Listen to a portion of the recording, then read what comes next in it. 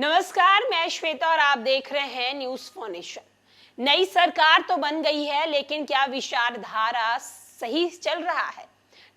ये बातें हम इसलिए कह रहे हैं क्योंकि जदयू और बीजेपी आमने सामने नजर आ रही है।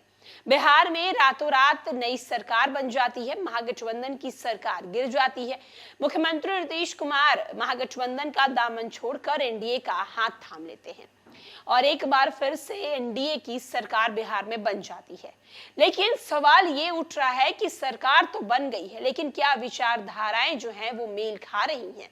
क्या ये सरकार बिहार में काम कर रही है? आने वाले दिनों में क्या इस बात की गारंटी है कि मुख्यमंत्री नीतीश कुमार पलट नहीं सकते हैं, नीतीश कुमार का मन बदल नहीं सकता है? ये बातें हम इसीलिए कह रहे हैं क्योंकि कुछ खबरें ऐसी ही निकलकर सामने आ रही हैं। बिहार के दूसरे एम्स अस्पताल के निर्माण को लेकर नीतीश कुमार अपने पूर्व के फैसले पर कायम हैं। आरजेडी से नाता तोड़ बीजेपी से गठबंधन करने के बावजूद नीतीश कुमार अपना इरादा नहीं बदले हैं। केंद्रीय स्वास्थ्य सचिव अपूर्व चंद्रा ने मंगलवार को पटना में सीएम नीतीश से मुलाकात की।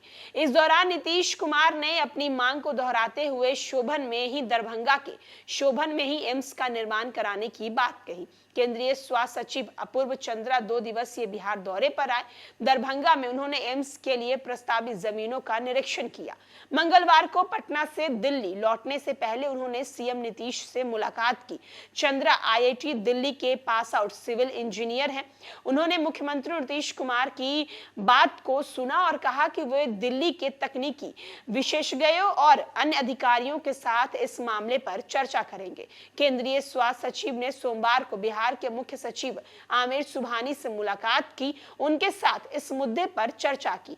मामले से परिचित एक अधिकारी ने कहा है कि दरभंगा की उच्च स्तर से शोभन में ही एम्स बनाने का निर्माण लिया जाएगा। हमें इसकी उम्मीद है क्योंकि केंद्रीय टीम शोभन का दौरा करने के बाद संतुष्ट नजर आई है।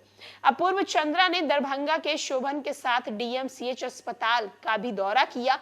यहां राज्य सरकार ने पहले 2021 में एम्स बनाने का प्रस्ताव दिया था। हालांकि जब मीडिया ने उनसे शोभन में एम्स निर्माण की संभावनाओं के बारे में पूछा तो उन्होंने कुछ कहा नहीं।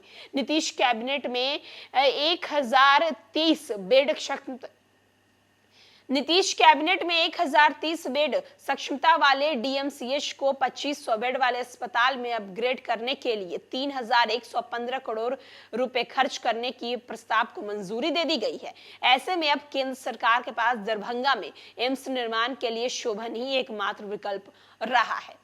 एक तरफ जहां एम्स अस्पताल को लेकर लगातार बीजेपी और जदयू आमने सामने नजर आई है। आपको याद होगा कि जब दरभंगा एम्स को लेकर प्रधानमंत्री नरेंद्र मोदी ने ये बातें कही थी कि वहां पर एम्स निर्माण हो गया है, तो इस बात को लेकर बिहार में काफी ज्यादा राजनीति हुई थी। और अब एक बार फिर से जब बिहार में एनडीए की सरकार है तो एम्स बनाने को लेकर बीजेपी और जदयू जो है वो आमने सामने नजर आ रही है। अब देखना होगा कि मुख्यमंत्री नीतीश कुमार जिस बात को लेकर अड़े हुए हैं, जिस जमीन पर एम्स बनाने को लेकर अड़े हुए हैं, उसमें बीजेपी की सहमति होती है या नहीं। फिलहाल के लिए इस खबर में इतना ही।